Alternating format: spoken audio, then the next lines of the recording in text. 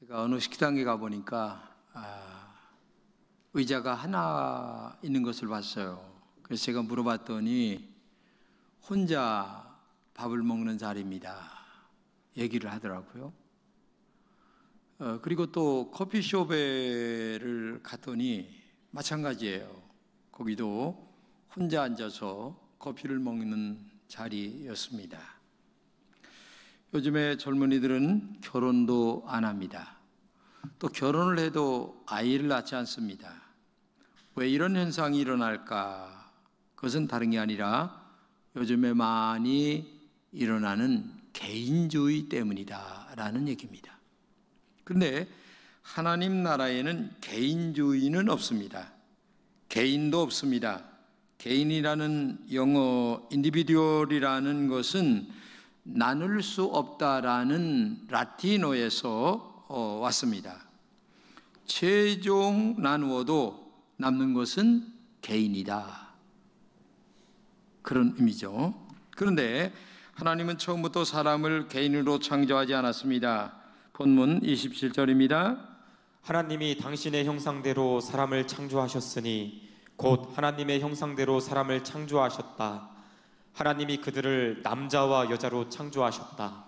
자, 여기 제일 중요한 게 뭐냐면은 남자와 여자인 그들이라는 말을 쓰십니다. 남자와 여자인 그들. 그러니까 개인이 아니란 얘기입니다. 공동체다, 이런 말을 쓰고 있는 것입니다. 창세기 2장 18절입니다. 남자가 혼자 있는 것이 좋지 않으니 그를 돕는 사람 곧 그에게 알맞은 짝을 만들어 주겠다. 이 말씀을 생각하면 여자는 혼자 있어도 굉장히 아름답습니다. 그러나 남자는 혼자 있는 것이 좋지 않다는 얘기입니다.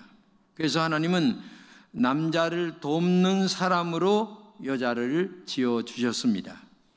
돕는다라는 원어는 뭐 있어도 그만 없어도 그만 이런 뜻이 아닙니다.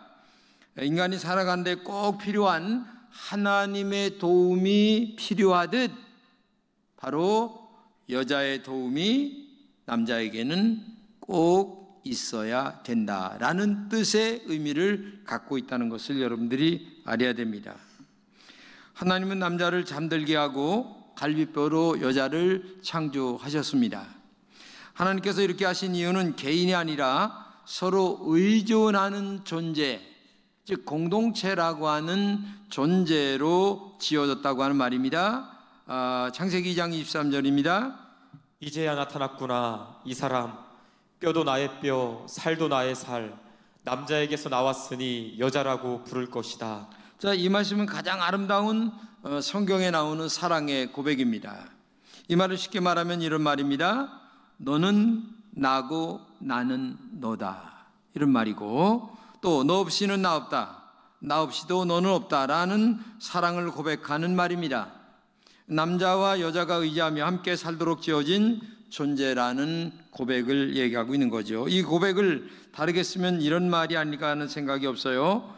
당신이 없으면 나는 텅 비어 있는 존재입니다. 나는 당신 없이는 살 수 없는 존재입니다. 아마 이런 말일 것입니다. 이 사랑의 관계를 처음부터 하나님이 디자인하셨습니다. 육신적으로는 남자와 여자로 구분되지만 실제적으로는 한 몸이라는 얘기입니다. 그래서 상대방의 행복이 나의 행복이고 상대방의 아픔이 나의 아픔이다, 그것이 부부다, 이렇게 얘기할 수가 있는 것입니다. 그런 인격들이 어우러져 살아가는 것을 공동체, 커뮤니티라고 부르죠. 근데 공동체 말고 다른 말로 얘기하는 집단이라는 말이 또 있습니다. 집단은 개인의 필요를 위해서 일시적으로 모인 것입니다. 선거철이 되면 집단들이 많이 모입니다. 내가 어떤 후보를 돕겠다 하면서 선거철이 되면 막 모이는데 그 집단은 뭐냐? 다 돈 빼먹기 위한 집단입니다. 돈 안 줘보세요. 도와주질 않아요. 한 사람도 모이질 않아요. 이게 집단입니다. 그러나 공동체는 인격체들이 모였기 때문에 상대방을 위하여 내가 헌신합니다.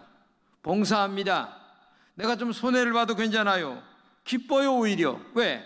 어려운 자를 위해서 내가 봉사하는 것 자체가 기쁜 거예요. 왜냐? 서로를 존중하는 공동체이기 때문에. 그래서 공동체는 금방 깨지질 않아요. 집단은 금방 깨집니다. 이익이 없다라고 생각되면 금방 헤어지는 것이 집단이라는 얘기입니다. 하나님은 창조가 끝날 때마다 좋다라는 말씀을 여러 번 하셨습니다. 그 이유는 창조한 세상이 서로 한 몸을 이루는 공동체이기 때문에 그래요. 하나님은 모든 창조물이 어울리는 세상을 창조했어요. 여러분 생각해 보세요. 해와 달, 낮과 밤, 봄과 여름, 가을, 겨울, 그리고 숲과 나무, 풀과 곤충, 동물과 모든 것들이 어울리는 것을 보시고, 야, 굉장히 좋다, 아름답다, 내가 심히 기쁘다, 이렇게 말씀하셨어요. 그래서 이 지구상에 있는 모든 것들은 서로를 위하여 존재하는 것입니다. 여러분, 올해 벌이 많이 죽었다고 합니다. 그래서 꿀 따는 분들이 굉장히 어려운데, 꿀 따는 사람만 어려운 게 아니라 벌이 없으면 이 모든 세상의 식물들의 교배가 되지 않기 때문에 지구가 멸망한다는 겁니다. 오묘한 거죠.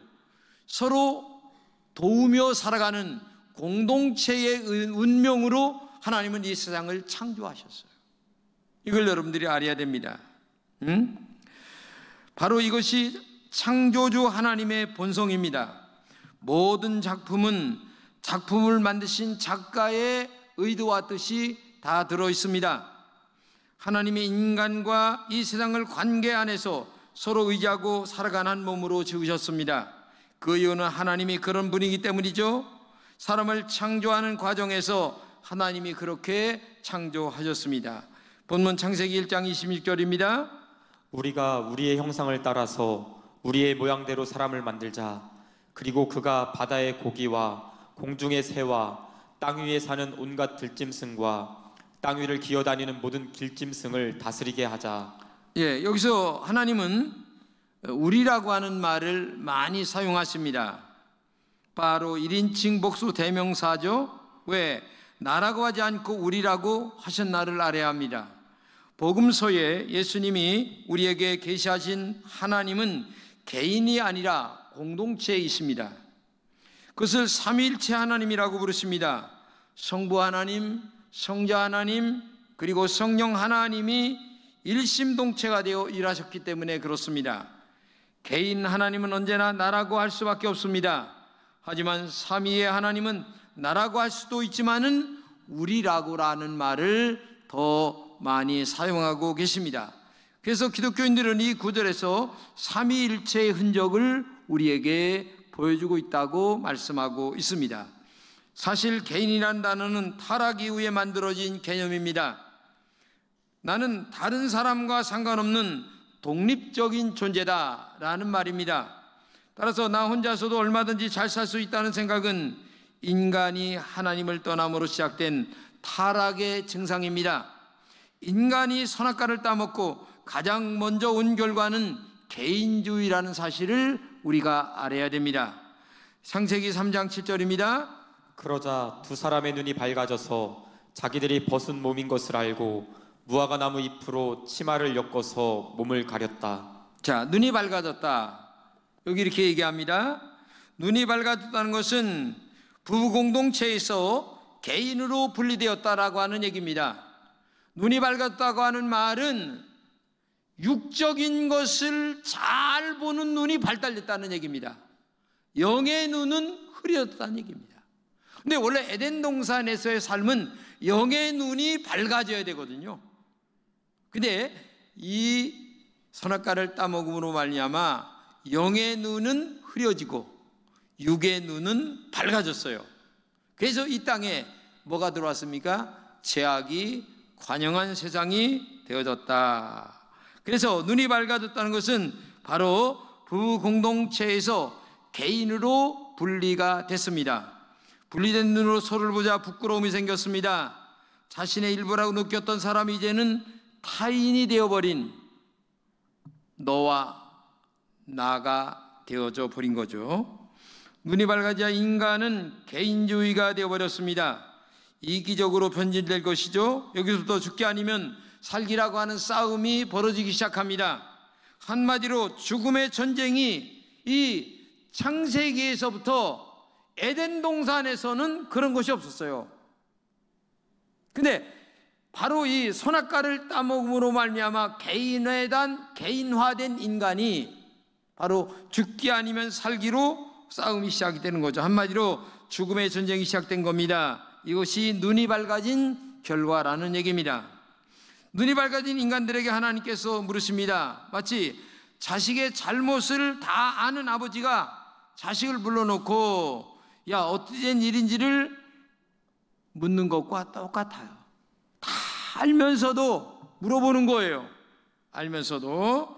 3장 12절입니다. 하나님께서 저와 함께 살라고 짝지어 주신 여자, 그 여자가 그 나무의 열매를 저에게 주기에 제가 그것을 먹었습니다. 하나님이 다 알고 있어요. 근데 물어봤어요, 아담에게. 그러니까 하나님이 저와 함께 짝지어 주신 여자, 그 여자가 그 나무의 열매를 저에게 주기에 제가 먹었습니다. 이렇게 얘기해요. 누가 이런 말을 하는 겁니까? 얼마 전만 해도 당신 없으면 내 존재는 텅 비어 있습니다. 나는 당신 없으면 헛개비입니다. 당신 없는 나는 아무것도 아닙니다 라고 얘기했던 그 아담이 바로 그 아내에게 선악과를 따먹음으로 개인주의가 되어버린 인간의 실존 자체의 의미를 이렇게 고백하고 있다고 하는 사실을 우리가 알아야 됩니다.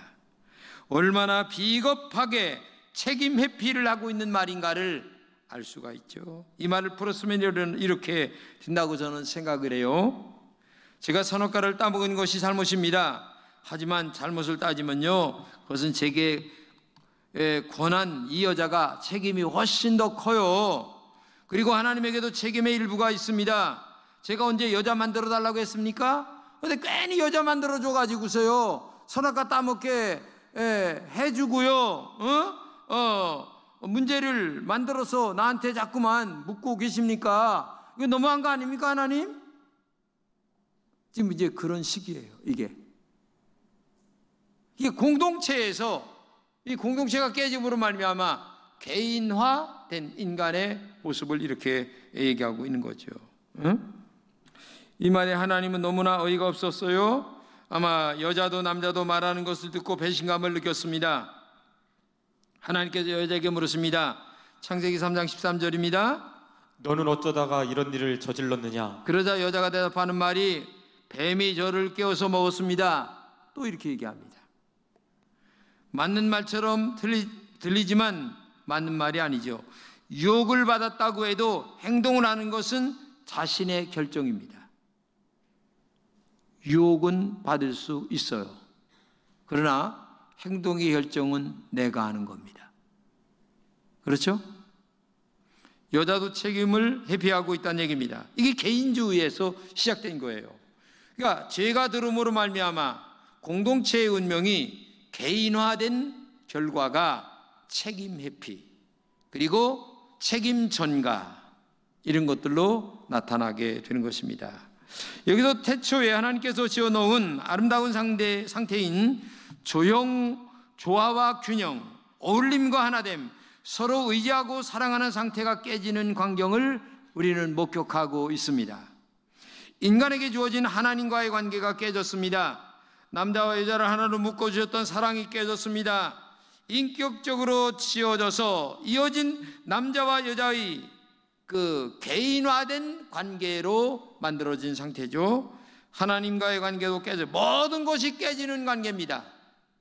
이 개인주의가 이 공동체에서 깨져버리는 하나님과의 관계, 부부와의 관계, 세상과의 관계, 모든 것이 개인화되고 이기적으로 이렇게 만들어지는 상태로 되는 거죠. 에덴 동산에서는 너의 행복이 나의 행복이었습니다. 너의 아픔이 나의 아픔이었습니다. 그런데 오늘을 보세요. 나의 행복이 너의 아픔이다. 너의 아픔이 나의 행복이 되었습니다. 이 증상이 심해지자 가인은 아벨을 살해하게 됩니다. 동생이 제사가 하나님께 받아들여지는 것을 보고 형은 시기하고 분노합니다. 형제가 아니라 개인으로 됐기 때문에 그런 결과를 낳게 되는 것입니다. 만약에 형제가 형제라면, 진짜 형제로 생각한다면 형제의 아픔을 내 아픔으로 생각하며 내게 있는 돈도 형제에게 줘야죠. 그런데 요즘에는 형제 걸 못 뺏어서 안달이 나는 세상입니다. 그래서 부모가 재산 물려주면 형제지간에 칼불이 납니다. 이게 오늘이에요. 이게 개인화된 오늘 현실의 세계입니다.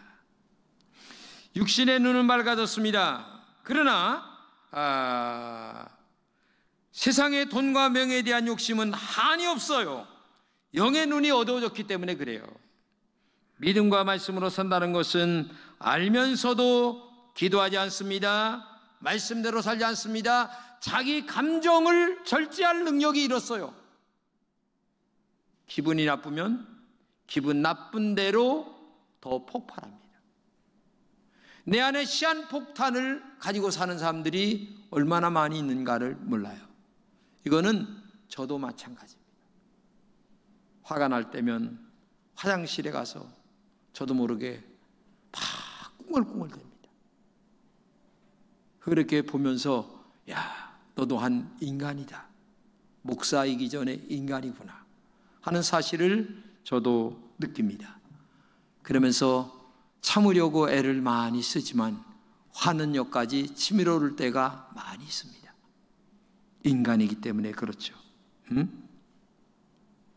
말씀대로 산다는 것을 알면서도 말씀대로 살지 않습니다.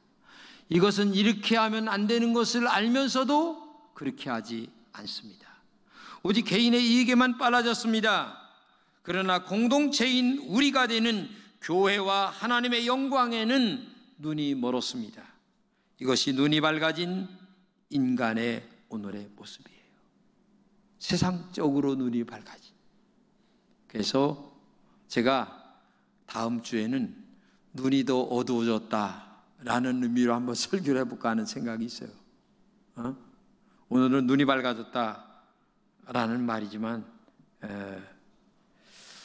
그동안 인류가 개인주의와 집단주의 사이에 해법을 찾지 못한 이유가 바로 여기에 있습니다. 타락한 개인에게 무제한의 자유를 주면 사회는 지옥이 되어버립니다. 그것을 해결하기 위해 개인들이 할 수 있는 유일한 대안은 서로의 필요를 채우기 위해 협약을 맺고 집단을 만들어요. 미국의 사회학자이면서 변호사인 데이비드 리스먼은 군중 속의 고독이라고 하는 말을 했습니다. 이 말은 죄성을 품은 인간이 필연적으로 만나게 되는 실존적 질병이다. 그는 그런 말을 했습니다.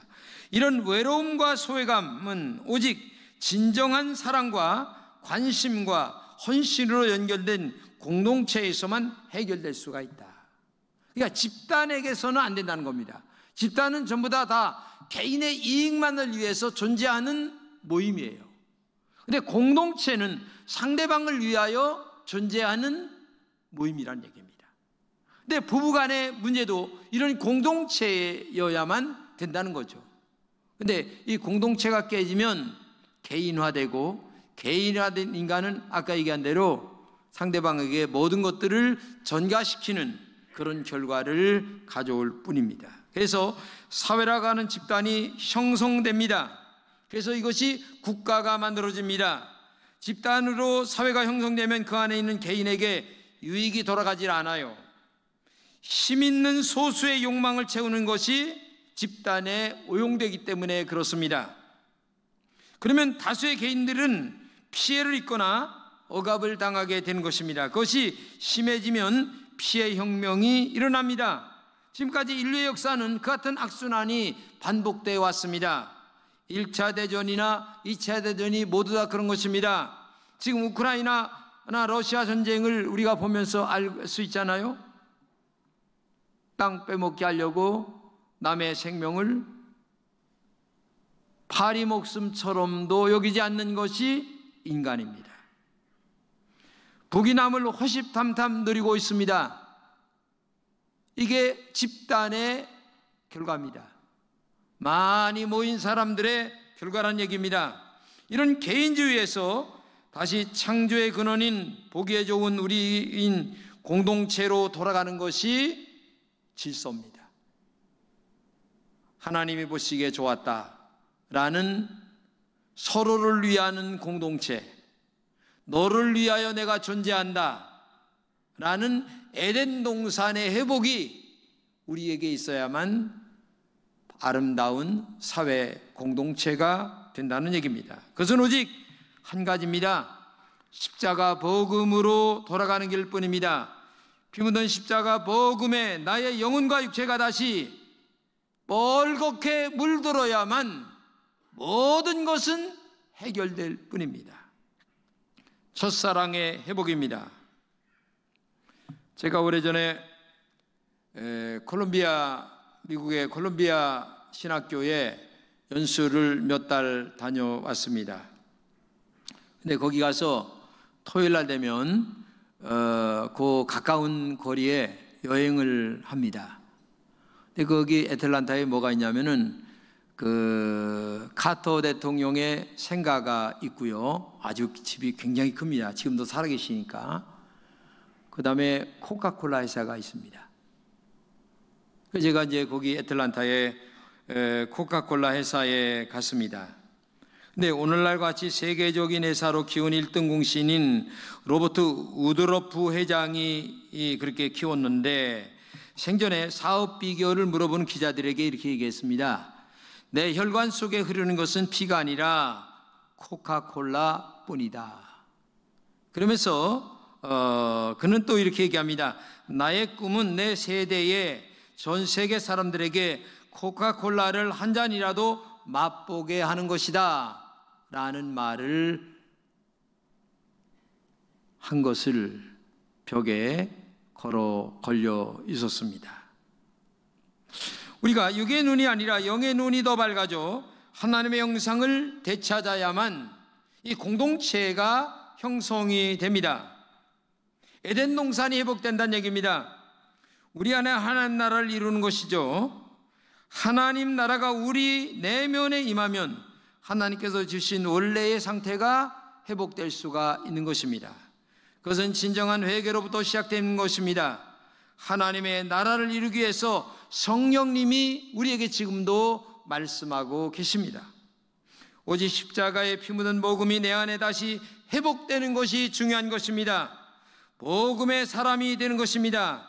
진정한 제자로 회복돼야 되는 것입니다. 그래서 너와 내가 아니라 우리라는 창조의 질서가 내 안에 회복되는 영적인 눈이 밝아지는 은혜가 있어야 된다는 거죠. 눈이 밝아진 인간을 구원하는 길은 십자가 복음뿐입니다. 복음만이 개인에서 우리를 만들 수 있습니다. 다시 한번 하나님의 에덴 동산으로 회복할 수 있는 길이 바로 복음만이 회복될 수 있는 길이다. 영의 눈이 밝아진 성도라면 모든 사람에게 십자가 피의 복음을 마시게 해야 하는 사명감이 있습니다.